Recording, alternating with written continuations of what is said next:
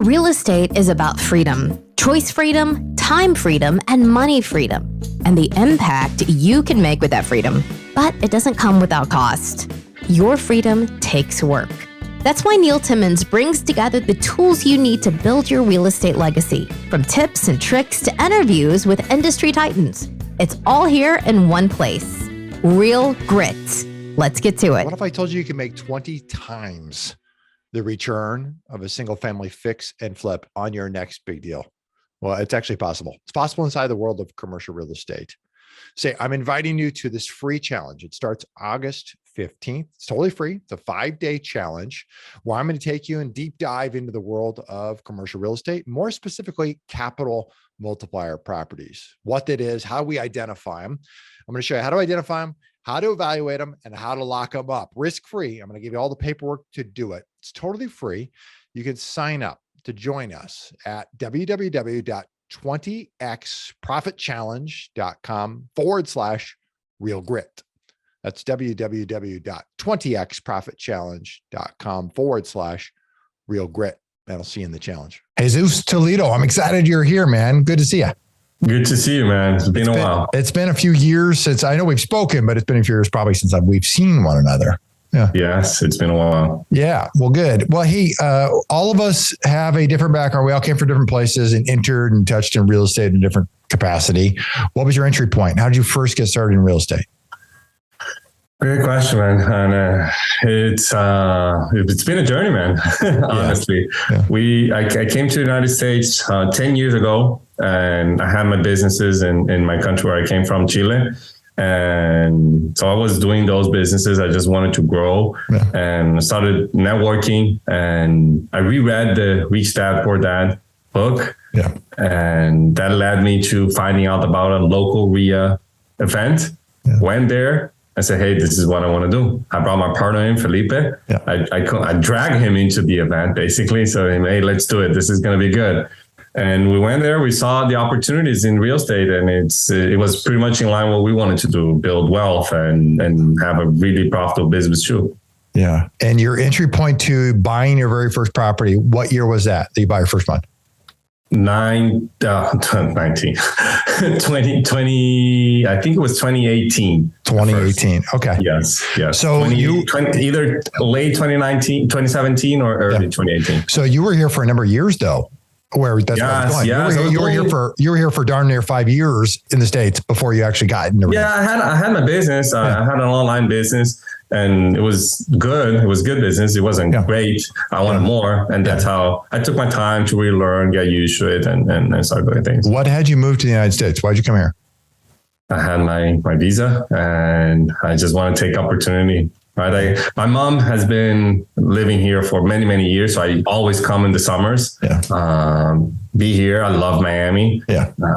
What's not to love? And I like the weather. And is that where mom's located, in Miami? Yes. That's how you ended up there. Okay. Yeah. Got it. All right. So bring me, let's walk through the journey. So you get into real estate. Did you start in single family? Yeah. So at that time, there was still deals in the MLS. Yeah. And so one of the quick lessons that I learned from my previous businesses was seek for help, right? So we reached out to a local investor. He was really big on the MLS. He taught us how to do the basic stuff on the MLS. And we found a little hack on the MLS. We downloaded all the realtors that had an active listings on certain zip codes. We had no idea what we're doing. We blasted them out, and we did 3 deals from that, like very quickly. Within 45 days, we closed on 3 deals. Yeah. Not a typical real estate investment start, but it was our journey. Yeah. We learned from that real quick that the deals on the MLS at that time, at least, were very small profits. Yeah. Right. And we want a bigger profit. So we went off market. That's how was kind of our transition. We stopped doing MLS deals and we started doing off market. And started moving to off market. So how did you, in that transition, there's a lot of methodologies in which you can contact a homeowner on an off market basis. Some work in some markets, some don't work in others, right? Yep. And some are super cheap and highly rewarding. So where did you end up, off market? What did that look like for you in terms of marketing actions? Yeah, so that's where we found a little bit of my passion on data. Like I study electrical engineer, so like looking at building systems and looking at data was always my thing. And my partner was really big on the phones. He is a great salesperson, right? And he had a lot of experience building call centers and building that structure. So naturally for us was cold calling was a big thing for us, right? So one of the things that we realized right off the bat was people were struggling with their list. There's a lot of discussions about lists. And that's where we saw a little opportunity for us is let's assume we know nothing and do everything on our, like try to figure it out, right? Let's go to the sources. And that's how we got into our journey on the marketing side of things is get really big on data from the beginning, understanding everything. And then cold calling was the first step. Yeah. So, I mean, if you're like, from what I see, a lot of investors, they go get a list, and part of the challenge is they just buy it, whatever their list happens to be, but the data is not good. And as a result of the data not being good, then everything else is not great. Everything else is not great. It goes through the rest of the marketing funnel, which all has costs, both real costs and then soft costs, meaning more specifically time costs associated with it, yes, which is largely the highest cost associated with any of these things. Absolutely. So again, like I remember having this conversation with Felipe, my partner, and we're talking about if we get what everybody else is getting for lists, we're going to be capped at everybody else's, right? Like we're going to be exposed to the same amount of leads. Like, so we decided we're not going to get lists from list source. We're not going to get lists from the typical vendors. We're going to find it from the source. And we went there, and we're not, I do not believe we were the first people stacking, but that's where we learned, like, we're getting data from different sources. And before skip tracing for cold calling, we realized, hey, wait a second, let's remove the duplicates. I said, no, stop. Why remove them? If they're in multiple lists, this is very interesting, right? Yes. And then we got that passion, we need to get deeper and deeper and deeper. Right. And we built our own stacking little system on Excel and Access and Microsoft Access to help us manage all of this. And we actually got really fortunate in the beginning. We hit a couple home runs. So our transition from MLS deals to off market was also very fortunate because since we're getting raw data, I didn't know that back then, right? Yep. I didn't attribute to that. We thought we were lucky, but now I know what we did. We got in front of sellers that nobody else was talking to. Right. We hit, I remember our second off-market deal was almost a six-figure deal. And it had everything, divorce, pre-foreclosure. It had everything, but the seller was not talking to anybody. We were the only ones talking to them. And it was like, again, no idea what we're doing. Basically knew nothing about real estate. And we got that deal done without any competition. It's incredible. And then walk me through the journey then. So you're doing all this, you're pulling all the data from multiple vendors. And where does that lead next? Yeah, so we stack it, right? Like that's what our first iteration of our data was, but basically just stacking. And then we realized that, we thought that some distress or some indicators would have a higher influence of people selling at a discount. Sure. So we got a little more sophisticated on the stacking, and fast forward to today, we built a system that is really powerful on the data side, and actually was Gary Harper. I don't know if you ever worked with him. I know Gary well. Yes. You know Gary well. Yep. He was our coach. Like after 6 months or so into the business, we hired him as a coach. And he realized, like, he was the one who actually told us, you guys have an amazing lead generation data machine. Your wholesale clearly needs some fine tuning. You guys could be better operators. You're not great operators, but this part of your business, I never seen anything like it. And he has coached thousands of people, investors in the country. Yep. And he said, you guys should do this as a service. I said, okay. That's good to hear. It's my passion. It was my passion. So Felipe and I were still partners on both businesses, and we made a decision. You're going to focus more on the real estate. I'm going to focus more on this side of the business. And now we have two businesses. One, we still invest, we buy, keep, we fix and flip, we do a little bit of everything. I like to think we're better operational. And we also offer data solution for professional real estate investors. All right. Well, elaborate on the data solution side so I can get a better understanding of what it is that you're doing and what you offer. Yeah. So basically what we do is we help professional real estate investors, we're doing outreach marketing, direct mail, cold calling, and SMS with high quality data, right? So our data process has evolved tremendously. We have a huge team of engineers to help us predict who's more likely to sell at a discount. And we came from the cold calling. Our second marketing channel that we expanded to was SMS. And part of our service up to December last year was data and texting, right? So we got very well known for our texting platform that we had. And what that allowed us was to have a live feedback loop where we were providing the data, we were doing the texting for the investors, and we were pre-qualifying the leads. So we had the full, hey, is the data working? Not working? Let's fine tune it. We had the entire ecosystem and feedback loop. So we learned really quick, really well from that process. So what that allows us today to do, we primarily focus on data, is to give our clients a list for each marketing channel. And also we give a blueprint on how often and how frequently you should be engaging with this each list, basically, right? So you get a list for direct mail, a list for cold call, a list for SMS every single month based on who's more likely to sell and the cadences that we should be engaging with them. But we also give you a blueprint this month, call this person 3 times a day for 10 days in a row. Because they're that important to you to get a hold of them. So you give them, you give them the ingredients and then you tell them how to put this cake together, essentially.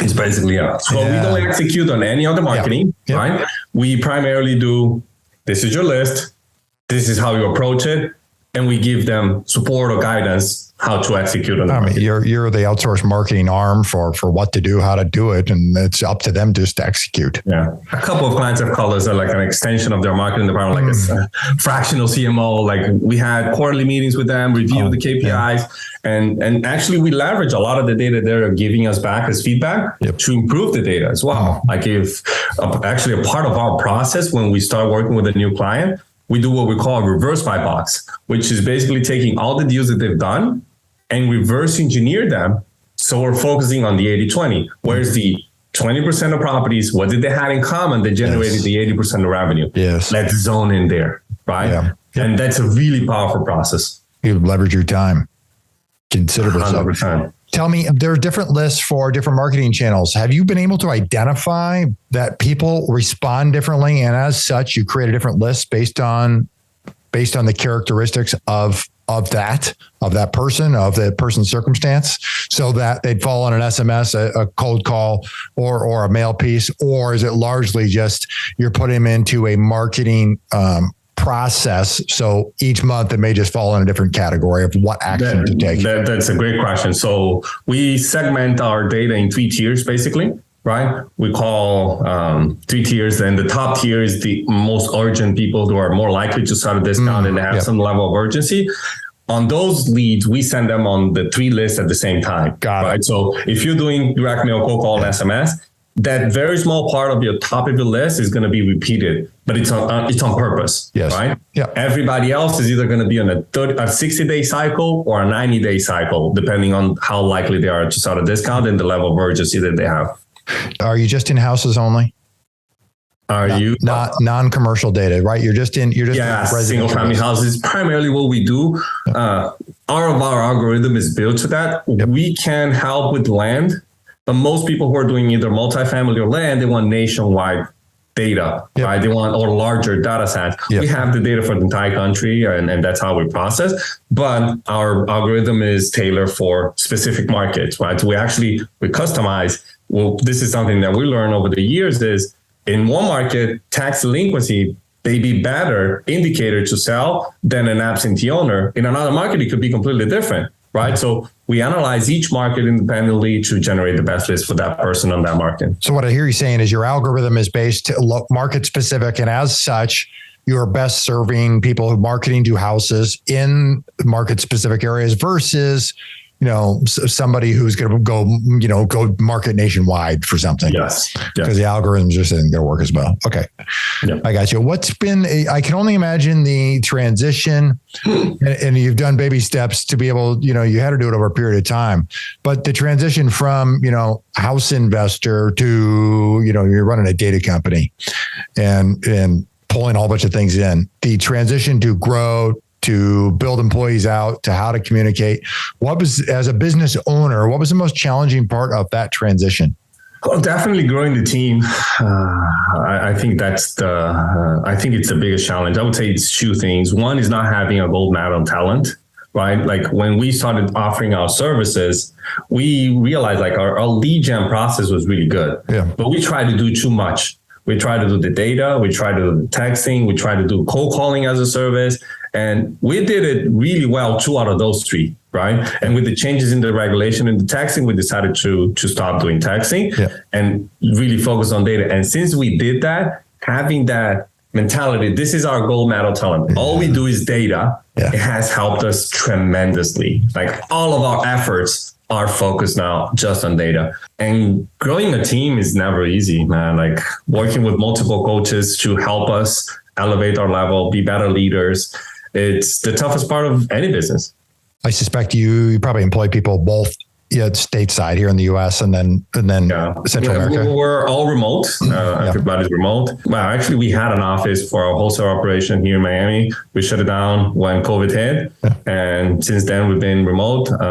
We have a good chunk of overseas employees. We call them team members, direct independent contractors, right? But they are part of our team. It's not a virtual assistant or service. It's everybody's in-house. We work with everybody in-house. Where are you employing people? Through Central America, through South America, through the Philippines? Everywhere? All of them. Yeah. All of them. Okay. Primarily Central and South America. But we have some people from the Philippines as well. How big is the team? Between both companies, we have a little over 65. I think it's 67, 68 people. Yeah. It's a lot. It has become big. Yeah. When you were just in the, let's call it just the house business, when you were focused on, you were pulling your own data, you were doing the houses in your backyard primarily. What was the team size then?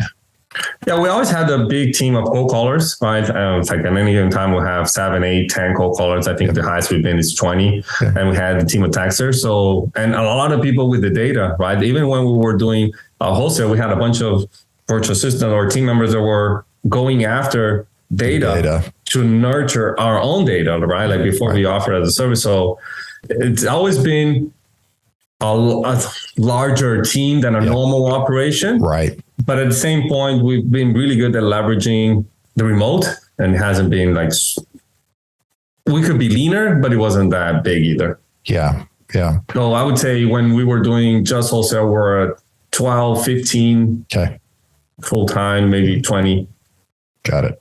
Looking forward, what's your world look like on both sides of the business, as you look into next year?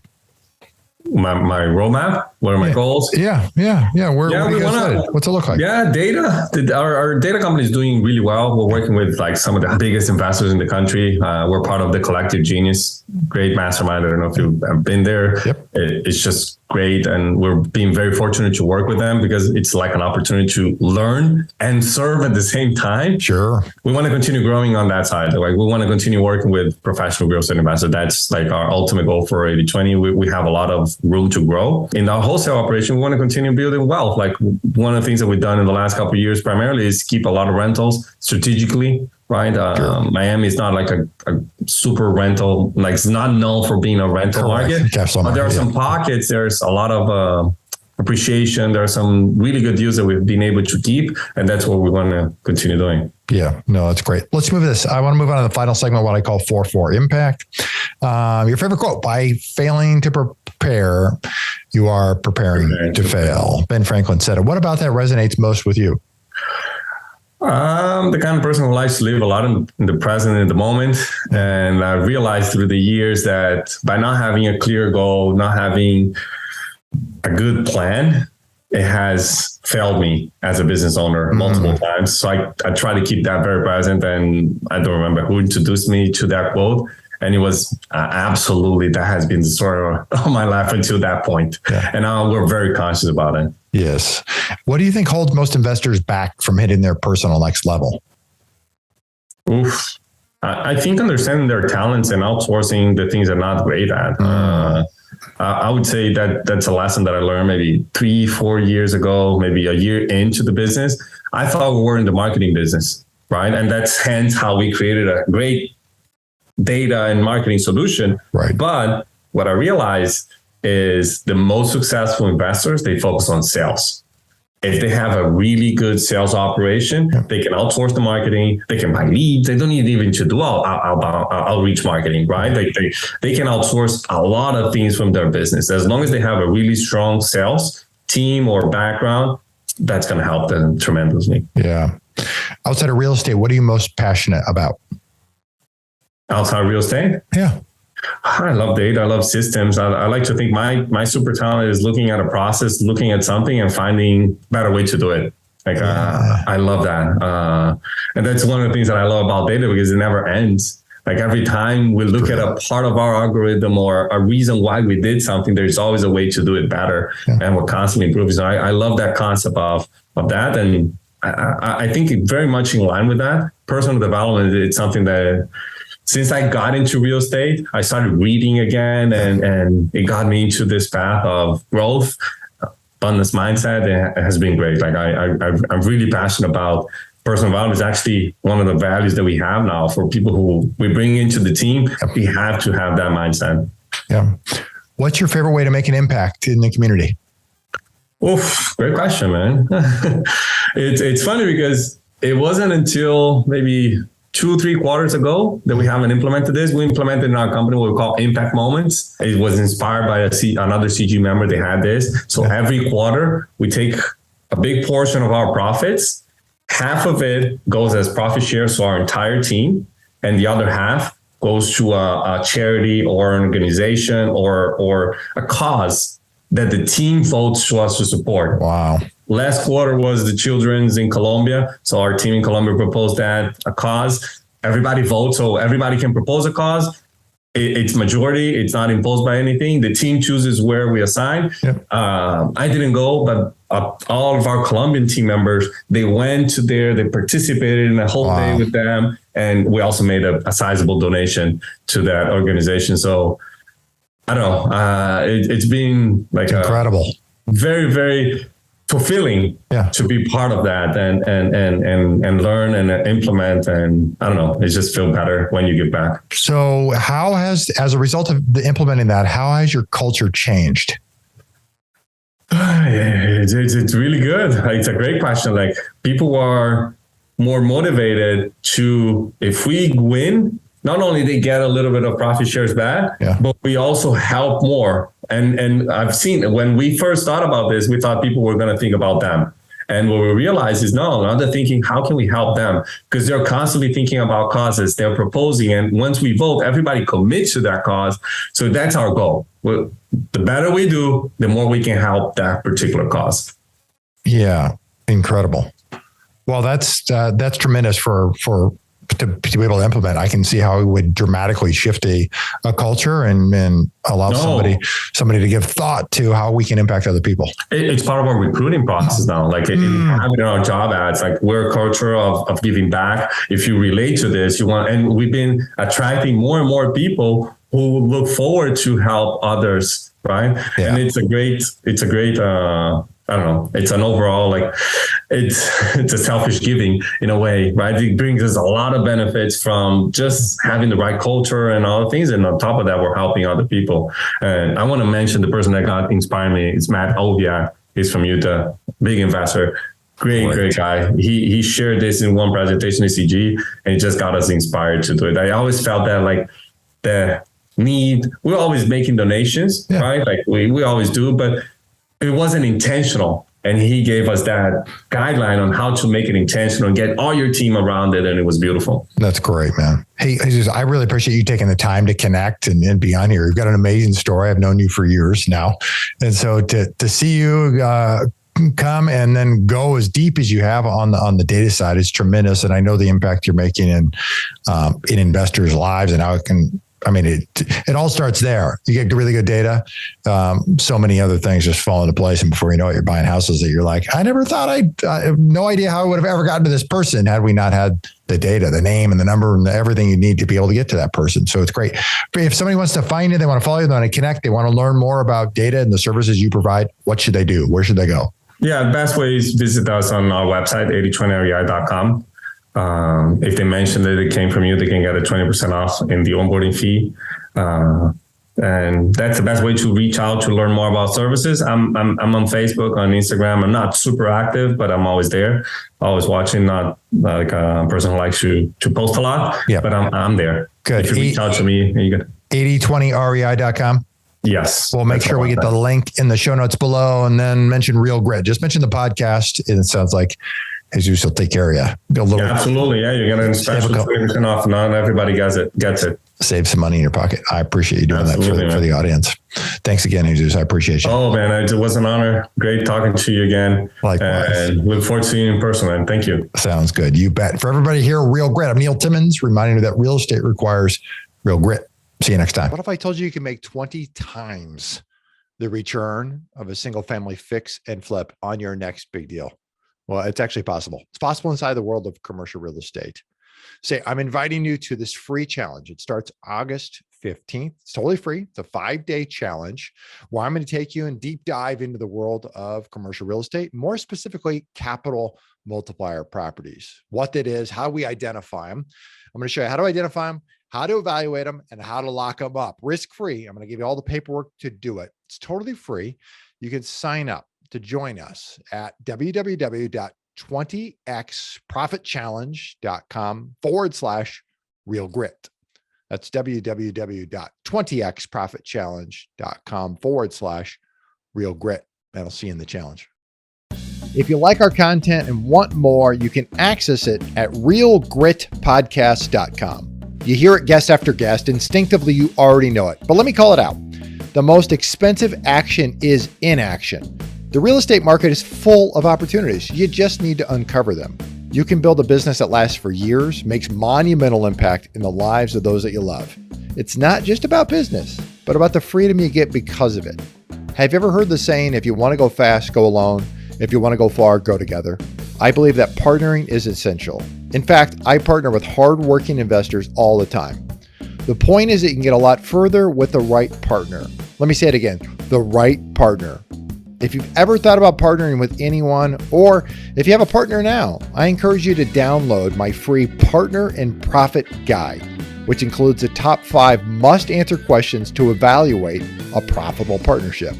You can find it at www.legacyimpactpartners.com.